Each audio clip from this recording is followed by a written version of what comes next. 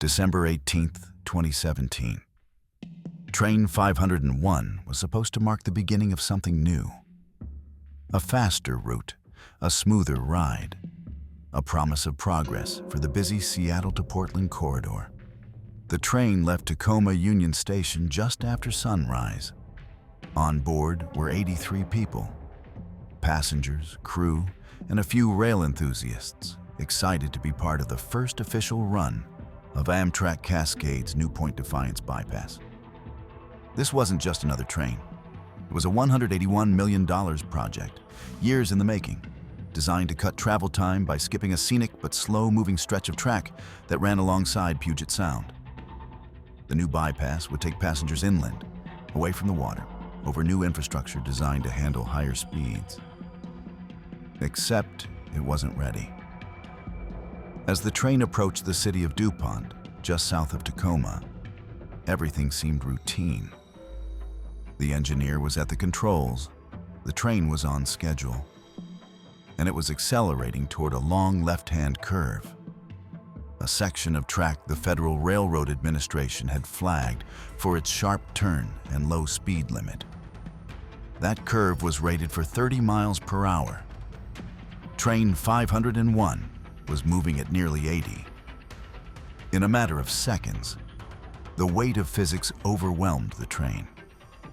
The lead locomotive and several passenger cars flew off the rails. Two cars plunged over the side of an overpass and crashed onto Interstate 5, striking vehicles in both northbound and southbound lanes.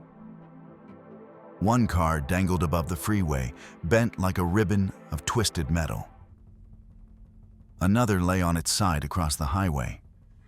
Commuters stuck in morning traffic suddenly found themselves in the middle of a train wreck.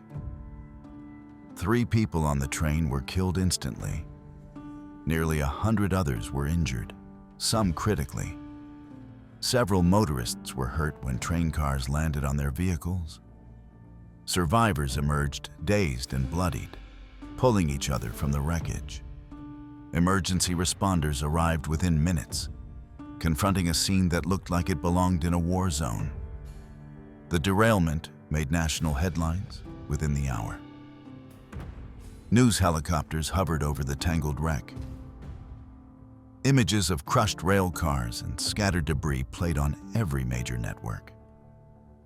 This was the first day of service for the new route. It was supposed to mark the future of regional rail travel in the Pacific Northwest. Instead, it became one of the worst Amtrak disasters in recent memory.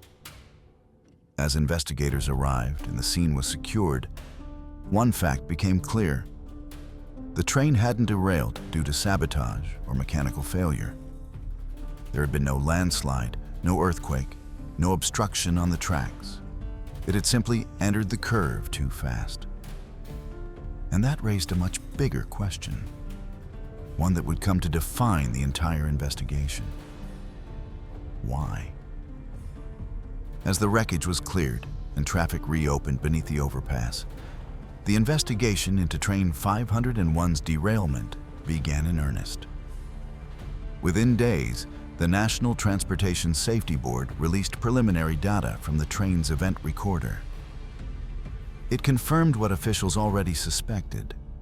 The train had entered the curve at 78 miles per hour, nearly triple the posted limit. The question that haunted investigators was why the engineer, a trained professional, hadn't slowed down. The engineer told investigators he hadn't realized where the train was on the route. He thought the curve was further ahead. By the time he saw the speed limit sign and recognized the danger, it was too late. He hit the emergency brake, but the train was already past the point of no return.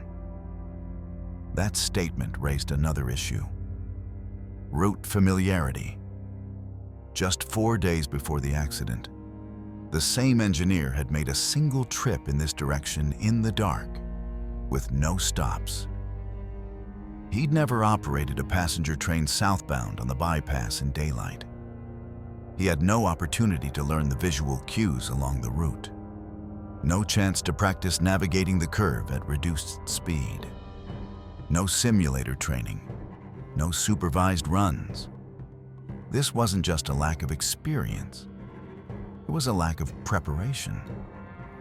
The engineer wasn't the only one in the cab that morning. A conductor was seated in the second control seat, there to familiarize himself with the new route. But federal rules prohibit non-essential conversation in the cab during critical periods.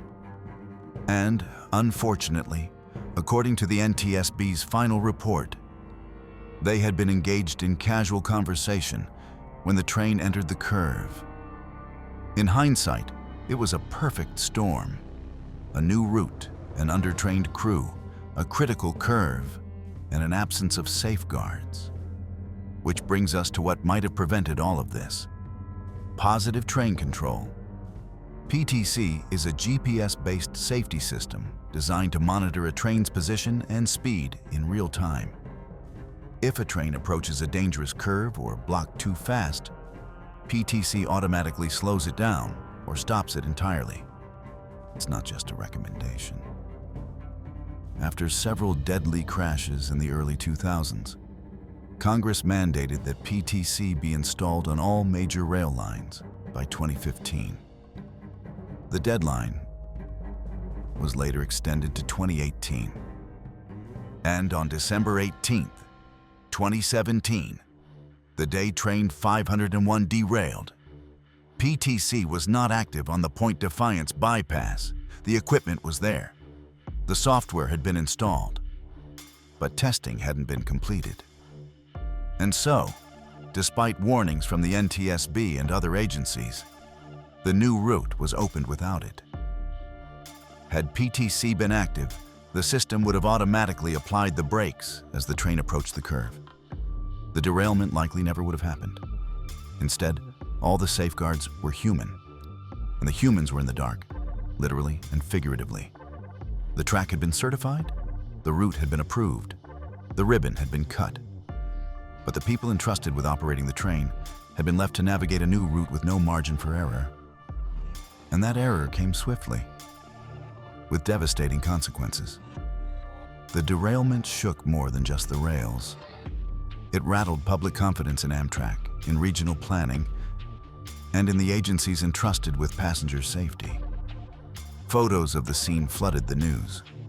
A passenger car splayed across the freeway, another hanging off the bridge.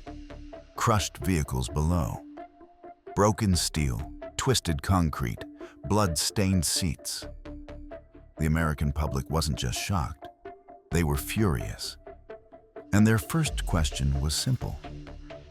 How does something like this happen on day one?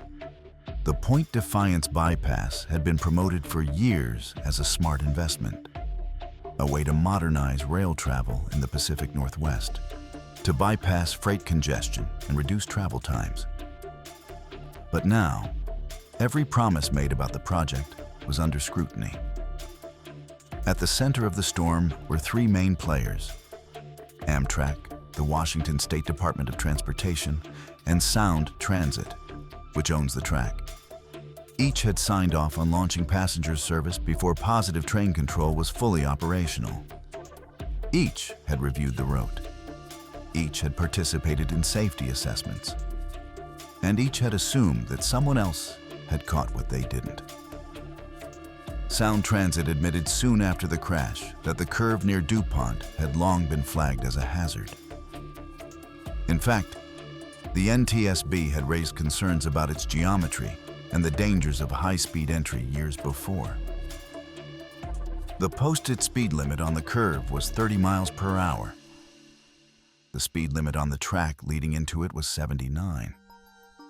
There were signs indicating the speed drop, but no buffer zone, no automated system, no secondary warning. Just one engineer with minimal hands-on training and a steep curve waiting in silence. The NTSB had seen this before. In 2015, an Amtrak train derailed in Philadelphia after taking a curve at twice the speed limit. 8 people were killed. That crash also happened before PTC was implemented, 2 years later, the exact same formula repeated itself in DuPont. The NTSB didn't hold back. Their report didn't just identify what went wrong. It detailed how many chances there were to stop it. They pointed to failures in crew training, in route planning, in safety protocol, in engineering design, and in regulatory oversight. And yet, in Onboard, in every agency's defense, one word kept coming up: compliance. The project, by all accounts, met federal standards. The crew had passed required tests. The route had been authorized. The signs were installed. Everything was technically in place. Except the thing that mattered most: the human capacity to recognize danger that wasn't on paper. The national conversation shifted. Safety advocates called for stricter oversight of PTC rollouts. Lawmakers demanded audits of similar high-risk curves across the rail network. Local officials, once proud of their state's infrastructure, suddenly found themselves defending decisions they barely understood. And most haunting of all, families of the victims demanded to know why a train full of passengers had been sent down a new line without the one system that could have prevented disaster. There were no satisfying answers, only a grim realization. When safety becomes a checkbox, disaster is often just one unchecked box away. In the months after the derailment, the overpass was rebuilt. The mangled cars were cleared, the freeway reopened. But for the families of the 3 passengers who never made it home, and the dozens more who survived with injuries and trauma, the scars of that morning didn't heal so quickly. Their grief turned to purpose. Lawsuits were filed. Public inquiries pressed on. And at the center of every headline was the same theme: a disaster that didn't need to happen. Eventually, the National Transportation Safety Board released its final report. It included 26 safety recommendations, many of them directed at Amtrak, WS.DOT, and Sound Transit. Among them, require better crew training for new routes, ensure PTC is fully operational before opening passenger service, design clearer signage before sharp curves, mandate slower approach speeds when visibility is limited. These weren't revolutionary ideas, they were common sense. Ideas that should have been implemented before a train ever left the station. But change often comes late. And in this case, it came at the cost of lives nationwide. The pressure to complete positive train control installations intensified. The FRA began enforcing deadlines more strictly. By the end of 2020, PTC systems were operational on 100% of Amtrak-owned track and on nearly all routes used by passenger trains. It took more than a decade, multiple derailments, and repeated warnings, but the system that could have saved train 501 finally became the new normal. For the rail industry, DuPont was a wake-up call, a reminder that speed and efficiency mean nothing without safety. And for passengers, it was a moment of reckoning. Many had taken for granted that rail travel in the US was inherently safe. But this crash showed that modern infrastructure still depends on decisions made by humans. Decisions that can be rushed, underestimated, or overlooked. Memorials were held for the victims. New procedures were adopted. The Point Defiance Bypass reopened a year later. But not until positive train control was fully active, new warning systems were installed, and every engineer had completed enhanced training. It's easy to think of disasters as sudden events. One bad moment, one wrong decision, one terrible day. But the story of Train 501 is longer than that. It's a story of years of choices, of ignored warnings, of unchecked assumptions. The people who boarded that train on December 18th believed they were stepping into the future. What they got instead was a fatal reminder of the past. Today, the tracks at DuPont are quiet again. But the lessons from that crash continue to echo. Through new policies, stricter standards, and the heavy knowledge that some changes only come after tragedy.